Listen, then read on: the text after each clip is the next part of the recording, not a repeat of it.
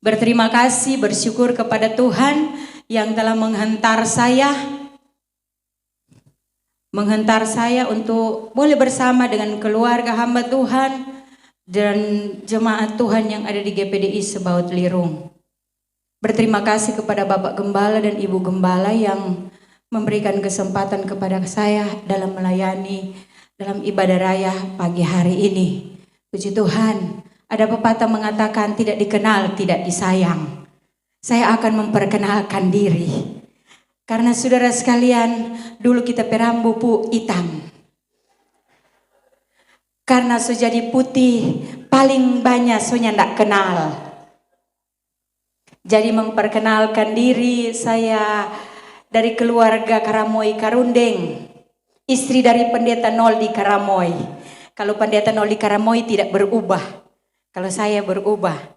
Mohon maaf saudara, rambut saya ini bukan dipirang tetapi asli. Asli. Jadi ini untuk disampaikan saudara sekalian, tapi rambut saya ini memang asli so putih begini. Saudara-saudara yang diberkati oleh Tuhan Yesus Kristus, ada sukacita yang luar biasa. Yang luar biasa Tuhan kerjakan dalam kehidupan kita orang-orang yang berharap dan bersandar kepada Tuhan. Sebelum saudara kita akan lanjut, saya akan membawa saudara dalam pemberitaan firman Tuhan. Kita buka Alkitab kita masing-masing di dalam Yehezkiel.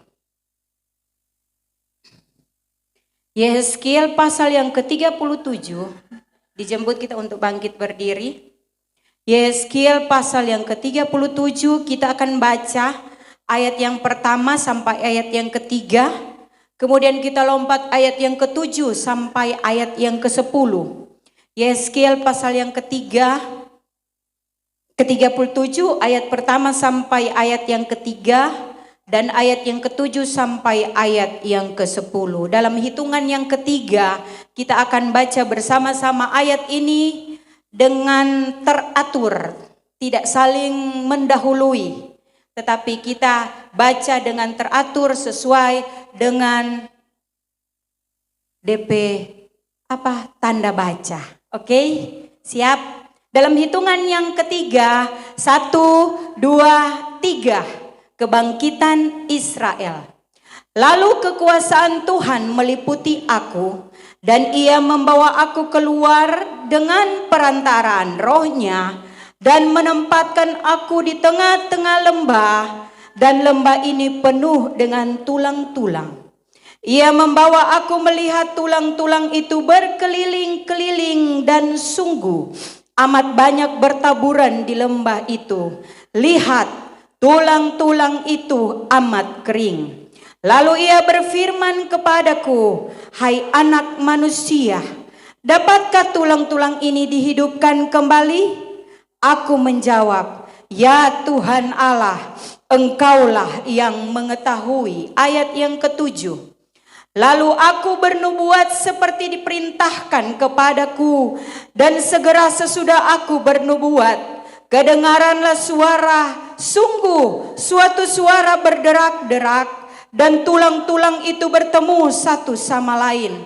Sedang aku mengamat-amati, lihat urat-urat ada dan daging tumbuh padanya. Kemudian kulit menutupinya, tetapi mereka belum bernafas. Maka firman-Nya kepadaku, bernubuatlah kepada nafas hidup itu. Bernubuatlah hai anak manusia, dan katakanlah kepada nafas hidup itu, beginilah firman Tuhan Allah, hai nafas hidup, datanglah dari keempat penjuru angin, dan berembuslah ke dalam orang-orang yang terbunuh ini, supaya mereka hidup kembali. Lalu aku bernubuat seperti diperintahkannya kepadaku, dan nafas hidup itu masuk ke dalam mereka, sehingga mereka hidup kembali. Mereka menjejakkan kakinya suatu tentara yang sangat besar. Katakan amin. Haleluya untuk firman Tuhan. Saudara-saudara yang diberkati oleh Tuhan Yesus Kristus, ini adalah suatu kejadian yang luar biasa yang tidak masuk dalam perhitungan para medis. tidak masuk dalam perhitungan manusia. Karena di dalam ayat yang pertama di situ dikatakan, saudara sekalian, di bagian yang terakhir, dan lembah ini penuh dengan tulang-tulang. Ayat yang kedua di situ dijelaskan, saudara, tulang-tulang itu amat kering. Saudara, kalau manusia dia meninggal tunggu waktu yang lama, sehingga sampai di tulang yang kering, soalnya ndak ada DP sumsum. Pertama yang meleleh itu daging, DP urat-urat, tapi yang paling lama itu adalah tulang. Di sini dikatakan dengan jelas, lembah itu penuh bertaburan, penuh dengan tulang-tulang, dan dijelaskan di dalam ayat yang kedua, tulang-tulang itu amat kering. Tidak ada kehidupan di dalamnya. Sudah lama berlalu kehidupan itu. Tidak ada pemulihan di dalamnya. Sudah lama berlalu pemulihan itu. Tidak ada sesuatu yang luar biasa. Sudah tidak ada sukacita. Sudah tidak ada pengharapan. Sudah tidak ada apa-apa lagi untuk membuat mereka bangkit dari semuanya itu. Karena firman Tuhan katakan, tulang-tulang itu amat kering. Amat kering. Tidak ada pengharapan lagi. Tidak ada sesuatu, saudara-saudara sekalian, yang kita lihat, oh boleh jadi modal. Soalnya ada modal. Mau bikin usaha, ya tidak cukup ini modal. Kalau bilangnya tidak cukup berarti masih ada. Tetapi di sini dikatakan memang so amat kering. Enter DP sum-sum, saudara sekalian, soalnya tidak ada. Memang sudah tidak ada pengharapan, so mati saudara-saudara sekalian, kemudian tinggal itu tulang-tulang itu tunggu mau jadi abu. Firman Tuhan katakan di sini, tulang-tulang itu amat kering. Saya mau bertanya kepada saudara, apakah itu mungkin terjadi pemulihan kembali atau kebangkitan kembali? Menurut pemikiran Anda, apakah itu boleh? Apakah pengetahuan yang terjadi saat ini boleh membangkitkan orang-orang yang telah terbunuh itu? Apakah pemikiran kita, saudara-saudara sekalian, boleh membuat tulang-tulang itu kembali bersatu, kemudian hidup kembali? Bagaimana, saudara? Bolehnya enggak? Haleluya, boleh? Om Herman boleh mau kasih hidup? Ini torang pe pemikiran Torang pe pemikiran. Kita masih ingat Om Herman. Betul kan? Betul. Masih ingat. Secara manusia, secara kekuatan kita, intelektual kita, jabatan kita, harta kita, itu tidak mungkin terjadi, saudara-saudara sekalian. Tetapi bagi Allah tidak ada perkara yang mustahil. Perbuatan-perbuatan Allah dari dahulu, sekarang, bahkan sampai selama-lamanya, itu akan terjadi bagi orang-orang yang terus berharap dan menikmati hadirat Tuhan. Saudara yang diberkati oleh Tuhan Yesus Kristus, di dalam ayat yang ketiga, lalu Ia, maksudnya Tuhan, berfirman kepadaku, hai anak manusia, dapatkah tulang-tulang ini dihidupkan kembali? Yehezkiel dapat tanya, Yehezkiel, boleh ini tulang-tulang hidup? Tapi Yehezkiel ini ada seorang nabi. Dia tidak bisa membatasi kuasa Tuhan. Amin. Anak-anak Tuhan, mungkin engkau melihat bahwa perkara itu susah. Perkara itu tidak mungkin. Perkara itu sangat tidak mungkin untuk kita lakukan. Tetapi jadilah seperti Yehezkiel yang menjawab, saudara-saudara sekalian. Ya Tuhan Allah, Engkaulah yang mengetahui. Haleluya. Karena kuasa Tuhan tidak bisa diukur dengan jarak dan waktu. Kuasa Tuhan tidak bisa dihalangi oleh engkau. Kuasa Tuhan tidak bisa dihalangi oleh orang-orang yang ada di sekitarmu. Kuasa Tuhan tidak bisa dihalangi oleh keadaan yang mengikat engkau. Tetapi kuasa Tuhan akan berlaku bagi orang-orang yang selalu mengakui bahwa Tuhan itu dahsyat dan luar biasa. Seperti Yehezkiel, dia akui hal itu. Ya Tuhan, Engkaulah yang mengetahuinya. Jadilah engkau anak-anak Tuhan yang selalu menikmati kuasa Tuhan, yang selalu meluaskan kuasa Tuhan itu terjadi di dalam kehidupanmu. Walaupun engkau berpikir, Tuhan, nyanak mungkin. Orang selalu bilang, Tuhan nyanak mungkin. Tuhan nyandak mungkin. Tuhan nyandak mungkin. Jangan engkau batasi kekuatan kuasa Tuhan dengan pemikiranmu sekarang ini, dengan keadaan dunia sekarang ini. Tetapi biarkan roh Allah bekerja di dalam kehidupanmu. Biarkan Allah bekerja di dalam kehidupanmu, agar supaya kita bisa membuka mata kita, hati kita, bahwa sungguh tidak sia-sia pengiringan kita kepada Tuhan. Tidak sia-sia setiap doa yang kita naikkan kepada Tuhan. Saudaraku yang diberkati oleh Tuhan, kalau bicara doa saudara sekalian, ada saat tidak selalu kami mengalami hal yang enak, yang senang. Karena di dalam Mazmur pasal yang pertama ayat yang keempat, saudara-saudara sekalian, di situ dikatakan dia akan membawa engkau ke dalam lembah kekelaman. Ada saat Tuhan bawa kami dalam lembah kekelaman. Kami terpuruk. Kami tidak mampu. Tetapi kuasa doa itu yang membuat kami kuat sampai saat ini. Mungkin saat ini engkau belum merasakan kuasa doa itu. Tetapi doa-doa yang engkau telah naikkan dari semenjak engkau percaya kepada Tuhan, itu Tuhan tampung di dalam kirbatnya. Selalu naik di hadapan hadirat Tuhan. Itu tidak sia-sia.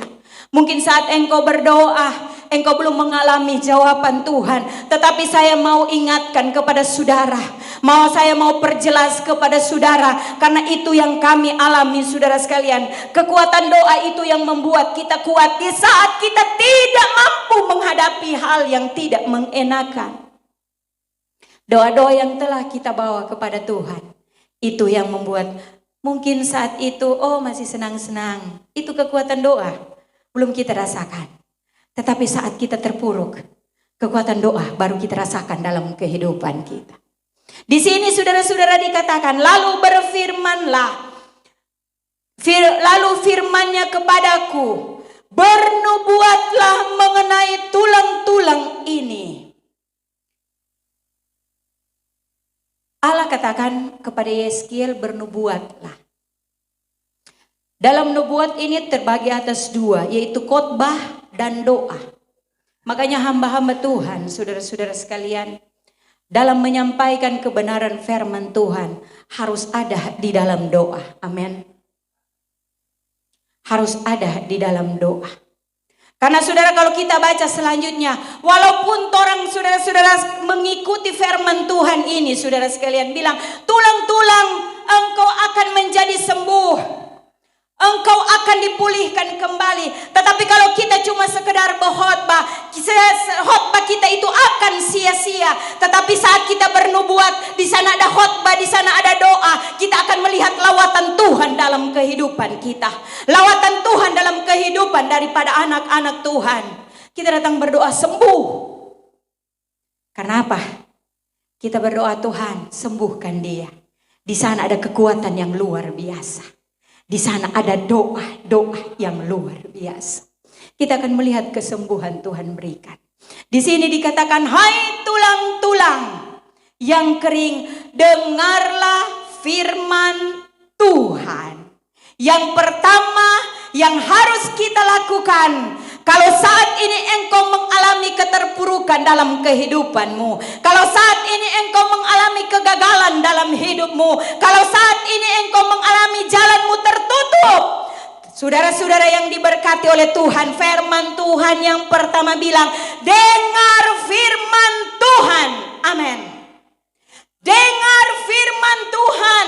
Apa yang telah difirmankan dalam kehidupan kita, kita pastikan semuanya itu masuk di telinga kita dan hati kehidupan kita. Dan dia akan bertumbuh bukan hanya 30 kali ganda, bukan hanya 60 kali ganda, tetapi dia akan bertumbuh kalau firman itu ada dalam kehidupan kita dan kita masukkan dalam hati kita, dia akan bertumbuh 100 kali ganda di dalam kehidupan kita. Saudara-saudara yang diberkati oleh Tuhan Yesus Kristus, aku memberi nafas hidup di dalammu supaya kamu hidup kembali. Dengarlah, pertama dengar firman Tuhan. Jadi jangan sia-siakan saudara-saudara. Saat kita datang ke rumah Tuhan, jangan kita datang karena rutinitas. Oh, tiap hari Minggu mesti datang ibadah. Ya enggak saudara, jangan seperti itu. Tetapi kehidupan kita sebagai anak-anak Tuhan harus seperti rusa yang merindukan air. Merindukan sungai yang berair. Saudaraku yang diberkati oleh Tuhan Yesus Kristus. Rusa itu banyak, saudara, kelebihan dalam kehidupan, dalam tubuh daripada rusa. Dia punya tanduk yang indah. Dan tanduk itu bukan tanduk, saya lupa DP nama. Karena tanduk daripada rusa itu terbuat dari daging yang mengeras. Dia terbuat dari daging yang mengeras. Bukan memang tanduk saudara sekalian. Terbuat dari daging yang mengeras. Dan dalam proses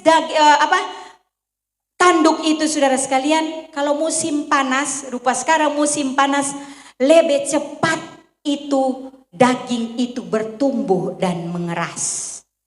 Itu kelebihan daripada rusa. Kelebihan yang daripada rusa yang berikutnya saudara-saudara sekalian, dia mempunyai kaki yang lincah. Kaki yang lincah, kaki yang gesit. Kelebihan yang ketiga, dia nyenak memandang apapun. Dia nyenak ada empedu. Nyenak DP pahit saudara sekalian. Marta orang anak-anak Tuhan mesti ada DP pahit. Haleluya. Mesti ada DP pahit. Kalau orang kan kalau bilang nyenak ada pahit berarti nin tahu malu. Kalau ini rusa itu nin tahu mati. Kalau ini rusa. Kalau dia solia air, biar dia ada di puncak gunung dia lihat. DP penciuman dan DP mata tajam sampai bermil-mil. Dia cium air, DP mata lihat.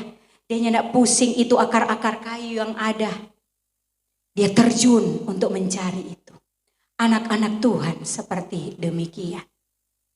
Kalau firman Tuhan itu terus hidup di dalam kehidupan kita. Kita mau datang beribadah, kita datang doa, kita datang baca Alkitab, kita ada di dalam saat teduh dengan Tuhan, bukan cuma sekedar rutinitas. Oh supaya orang lihat, supaya karena begini. Tapi kita datang karena kerinduan yang sungguh kepada Tuhan. Ingin menikmati hadirat Tuhan. Ingin menikmati Tuhan di dalam kehidupan kita. Itu kalau ada firman di dalam hidup kita. Kita tidak pandang masalah sementara terjadi. Oh lagi ada masalah sekarang kita malas pergi di gereja. Ya banyak ibadah. Ada masalah Pak Gem. Semestinya orang kalau ada masalah datang dia lebih-lebih dulu. Duduk di muka. Cari Tuhan. Haleluya. Kalau ada persoalan dia lebih-lebih dulu datang kepada Tuhan. Karena dia rasa memang dia tidak mampu. Kalau dia tidak datang kepada Tuhan berarti dia rasa kuat. Orang yang membutuhkan Tuhan, dia selalu mencari Tuhan di dalam kehidupannya. Orang yang memerlukan Tuhan, dia tidak pandang dengan segala apa yang menghalanginya. Dia akan datang terus dalam kerinduan kepada Tuhan. Tapi kalau orang yang merasa kuat, biar ada sakit, biar ada masalah, dia rasa kuat, dia nyenak mau datang ibadah. Haleluya. Nyandak, nyenak mau datang. DP alasan apa? Ada masalah, ada sakit. Sebenarnya orang sakit datang apa? Cari Tuhan. Kalau ada masalah, cari Tuhan. Bukan badiang di rumah. Saudara yang diberkati oleh Tuhan Yesus Kristus. Di sini katakan, dengarlah firman Tuhan. Beginilah firman Tuhan Allah kepada tulang-tulang itu. Aku memberi nafas hidup di dalamnya supaya kamu hidup kembali. Aku akan memberi urat-urat. Sampaikan kepada jemaat Tuhan. Kami hamba-hamba Tuhan cuma bisa sampaikan firman Tuhan. Firman Tuhan bilang kepada Yeskiel, sampaikan kepada orang-orang Israel dan Yehuda. Tulang-tulang itu bisa dipulihkan. Tulang-tulang itu bisa untuk bangkit kembali. Sampaikan. Kami hamba-hamba Tuhan cuma bisa sampaikan kepada jemaat Tuhan. Masalahmu bisa teratasi bersama dengan Tuhan. Itu bisa saya sampaikan. Persoalanmu kalau ada di dalam Tuhan, engkau akan dapat jalan keluar. Itu adalah pekerjaan hamba Tuhan. Dan yang membuat engkau kuat, dengar firman Tuhan. Yang pertama, dengar firman Tuhan. Karena di dalam Matius 4 ayat yang keempat, saudara sekalian, di situ dikatakan manusia hidup dari setiap firman yang keluar dari mulut Allah. Manusia hidup dari setiap firman. Orang ini hidup bukan dari perkataan orang. Tapi orang hidup itu dari setiap firman Allah. Kalau engkau limpah dengan firman Tuhan, kalau engkau limpah dengan kuasa Tuhan, engkau akan hidup. Selanjutnya saudara-saudara sekalian. Segera ayat yang ke-7, segera sesudah aku bernubuat kedengaranlah suara sungguh suatu suara berderak-derak. Ini adalah gejala kehidupan. Itu tulang-tulang itu berserakan, nyenak tatambung, tapi dia berserakan. Berarti kalau dia berserakan, sonen tahu mana saya punya tulang, mana sesol tipe tulang, mana Pak Gempe tulang. Karena so berserakan banyak sekali saudara sekalian.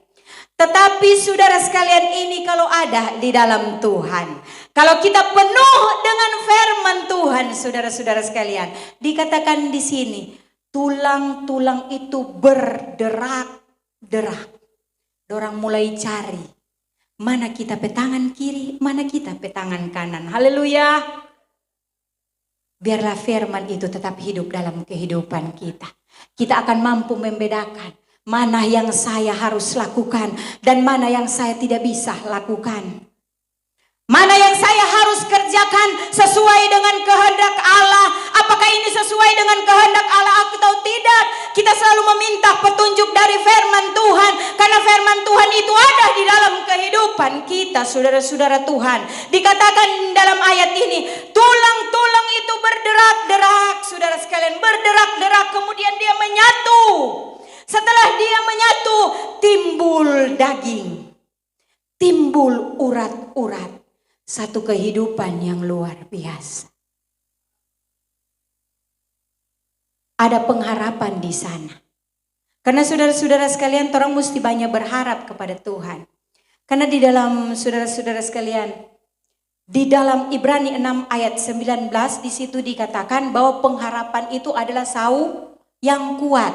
Kalau bicara sauh, kita sebenarnya nak mau kasih tahu ini orang-orang yang di tepi pantai. Karena so tahu itu sauh. Kalau orang yang di gunung nen tahu itu sauh, nen tahu itu jangkar. Jadi saya tidak perlu jelaskan. Di sini dikatakan bahwa pengharapan itu adalah sauh yang kuat. Di saat engkau mengalami hal yang terpuruk, tetap berharap kepada Tuhan. Haleluya. Tetap berharap kepada Tuhan. Jangan berharap pada kekayaanmu. Jangan berharap terhadap jabatanmu.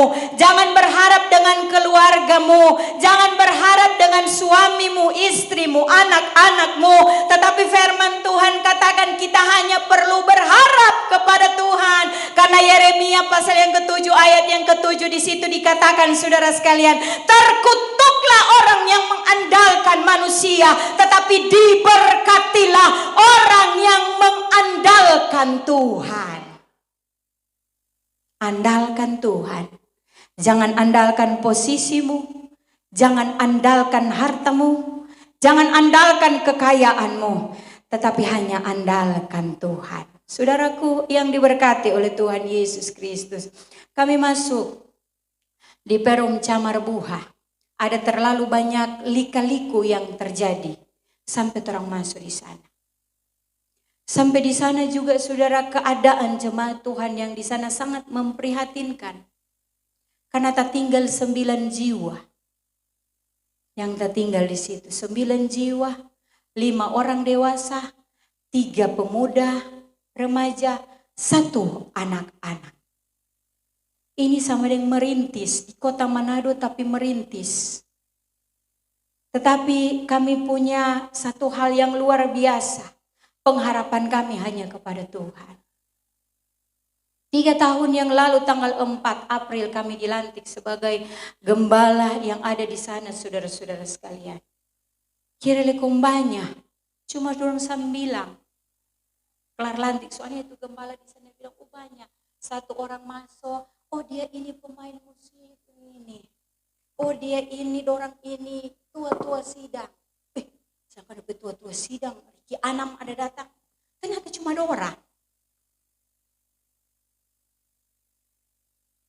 Saat mengetahui itu saudara-saudara sekalian, kalau mau bilang kecewa, kecewa. Karena orang sebenarnya SK di daerah Pinasungkulan, gereja besar, jemaat banyak, pastori 2 tingkat. SK kami di sana. Orang sopi, jemaat sambut dengan sukacita. Tapi saudara-saudara tuh yang diberkati oleh Tuhan, itulah kehendak Tuhan. Kami belajar menerima setiap apapun yang terjadi dalam kehidupan kami dengan sukacita, bahwa itulah kehendak Tuhan. Kami masuk di situ saudara-saudara sekalian, di Camar, perumahan Camar, nyata ada DP speaker, DP mic, orang angkat.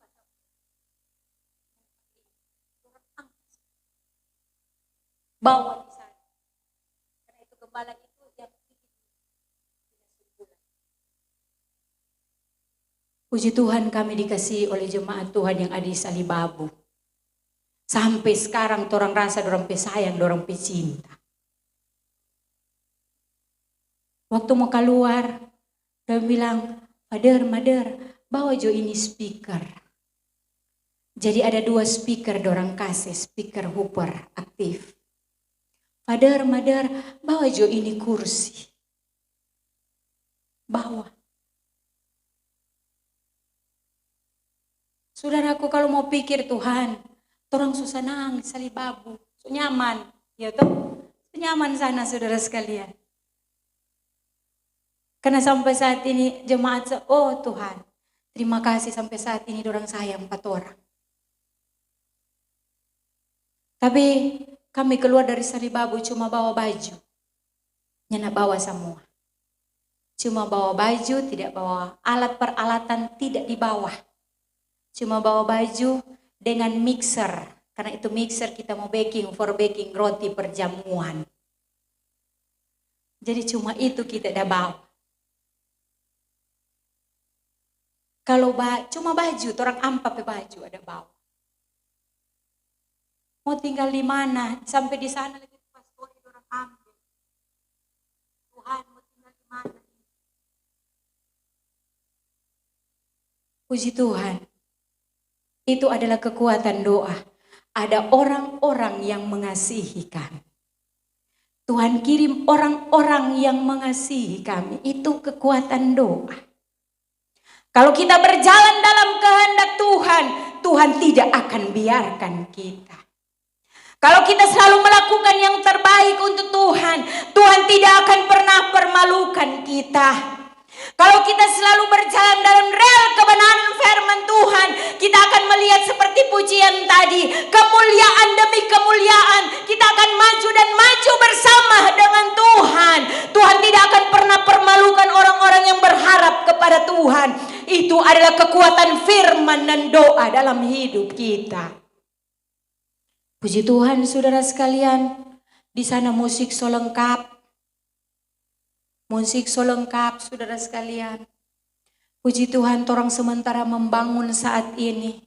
Tuhan kirim jemaat-jemaat Tuhan yang militan. Dorang yang backing sendiri sudah itu gereja. Dia bilang, Father, Mother, sudah jo mau cari bas, nanti orang backing pelan-pelan. Hal luar biasa. Itu adalah perjalanan orang yang berharap kepada Tuhan. Sebab itu jangan berhenti berharap kepada Tuhan. Jangan engkau kecewa, jangan engkau bersungut-sungut, jangan engkau berpaling ke belakang melihat Tuhan. Dulu kita begini, tapi apa sekarang kita sudah jadi anak Tuhan, kita setia datang kepada Tuhan. Kenapa ini harus terjadi dalam kehidupan kita? Jangan biarkan suara-suara itu ada dalam hatimu, didengar oleh telingamu, tetapi tetap berharap kepada Tuhan. Tetap berharap kepada Tuhan. Setelah dikatakan di sini tulang-tulang itu udah timbul, Tuhan bilang nyandak cukup. Karena apa? Belum ada nafas. Amin. Dorang sobagara, pelayanan kelihatan bergerak, tetapi kalau tidak ada roh Allah, pelayanan kita nol di hadapan Tuhan. Tulang-tulang ini sudah bergerak, mereka sudah menyatu, sudah ada daging, sudah ada urat, mereka sudah bergerak. Tetapi dikatakan oleh firman Tuhan, mereka belum ada nafas hidup, mereka belum ada roh Allah. Ada pelayanan pekerjaan Tuhan, tetap undang roh Allah dalam kehidupan pelayanan kita.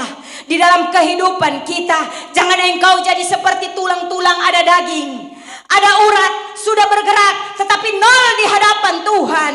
Tetapi jadilah kita manusia-manusia, anak-anak Tuhan yang dihembuskan dengan roh Allah. Sehingga kita melihat perkara besar, perkara ajaib terjadi dalam kehidupan kita. Tuhan bilang, berhembuslah.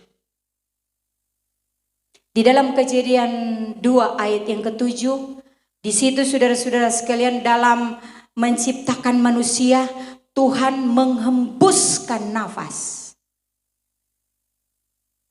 Di situ dalam terjemahan King James di situ dikatakan living soul. Berarti di situ dikatakan ada kehidupan di dalam jiwa. Jiwa kita hidup. Jiwa kita selalu di bawah kepada Tuhan. Makanya saudara-saudara yang diberkati oleh Tuhan, jangan pandang enteng hadirat Tuhan. Saat kita ada di dalam hadirat Tuhan, saat kita mengalami kasih dan kemurahan Tuhan, saat kita mengalami anugerah Tuhan, tetap datang di dalam hadirat Tuhan, tetap bersekutu dengan Tuhan. Karena so enak, orang so lupa berdoa.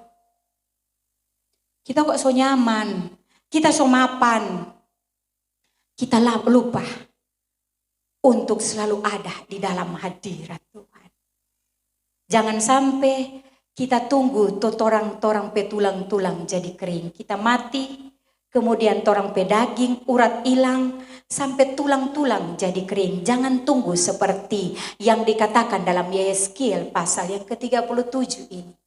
Tetapi di saat ini, engkau sementara bergerak di dalam kekuatan kuasa Tuhan.